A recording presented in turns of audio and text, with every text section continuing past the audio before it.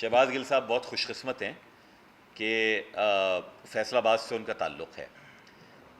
اگر وہ کراچی کے سیاسی رہنما ہوتے تو ہم پر ایم کیو ایم کے درجنوں مرکزی رہنماؤں پر ایک ایسی ٹیلی فونک تقریر کہ جس کے بارے میں کسی کو یہ لگا کہ وہ پرووکیٹو ہے، یعنی لوگوں کو اکسا رہی ہے، کہ لوگوں کو عام لوگوں کو تشدد پر آمادہ کر رہی ہے، اس تقریر کو سننے اور سن کر تالی بجانے کے الزام میں انسداد دہشت گردی کی عدالت میں ہمارے خلاف مقدمات ہیں.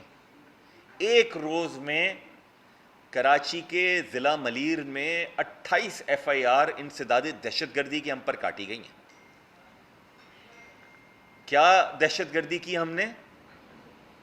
بقول حکومت کے، بقول ریاست کے، کہ ہم نے ایک عام لوگوں کو تشدد پر اکسانے والی تقریر سن کر تالی بجائی، جبکہ مجھ سمیت ہم میں سے بہت سارے اس تقریر کو سنتے وقت شاید اس مقام پر تو کیا پاکستان میں بھی موجود نہیں تھے. دوسری طرف شہباز گل صاحب نے کھلم کھلا پاکستان کی فوج کو کے افسران کو، اس کے جوانوں کو بغاوت پر اکسانے کی گفتگو کی، ان انٹرپٹڈ، تحمل سے. میری یہ سمجھ میں نہیں آتا کہ کیا شہباز گل صاحب کے خلاف کوئی انسداد دہشت گردی کا مقدمہ بنا ہے یا نہیں، یا افواج پاکستان کو بغاوت پر اکسانا، یعنی ان کے رینکس اینڈ فائلز کو، جوانوں پر، یہ سنگین مقدمہ ہے یا نہیں. ہم مقدمے بازی کے قائل نہیں ہیں، یہ ہم نے سب کچھ دیکھ کر آ رہے ہیں، زندگی بھر مقدمے سہے ہیں.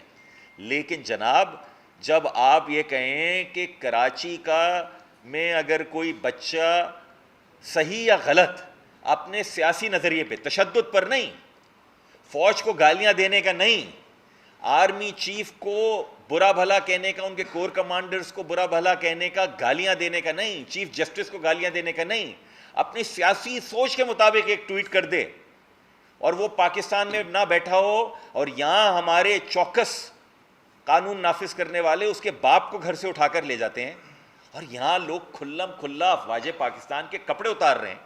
غلط کام کراچی کا آدمی کرے یا پشاور کا، آپ اس کے ساتھ یکساں سلوک روا رکھیے نا.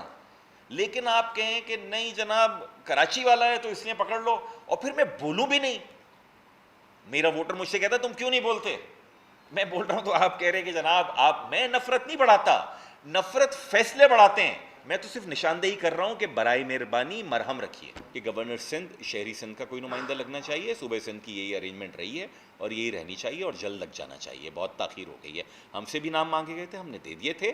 اور جس طرح میں نے پہلے عرض کیا کہ جناب یہاں پر لوگ کھلم کھلا افواج پاکستان کو ڈیمین کر رہے ہیں، وہ وفادار ہیں پاکستان کے، اور ہم پر ابھی تک سوالیہ نشان ہیں. تو یہ رویہ جو ہے انتہائی افسوسناک ہے.